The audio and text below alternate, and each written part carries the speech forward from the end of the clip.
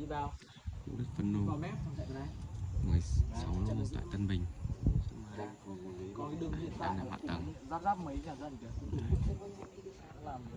làm đầy đủ hạ tầng hết. Xung quanh dân cư đúng sát đến Tân Bình kìa.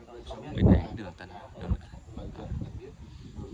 phun thổ cư nhé, sổ đỏ đầy đủ 16 lô, mỗi lô diện tích từ 50m đến 58m nhé. Mặt tiền từ 4m đến 5-6m mặt tiền rộng. Tách sổ đỏ riêng 16 lô. Đang làm hạ tầng xã Phan nhé. Điện nước đầy đủ, hệ thống cống thoát nước. Dân cư đông đúc, cách trên ngã tư Xuân Mai khoảng 800m. Trung tâm của Hà Nội khoảng độ 25km, rất gần. Ra khoảng độ 500-700m thì không thiếu gì, chợ, trường học, siêu thị, không thiếu gì hết. Pháp lý sổ đỏ lâu dài, từng sổ. Giá đầu tư quý anh chị nhu cầu liên hệ ngay chúng tôi nhé. Cảm ơn.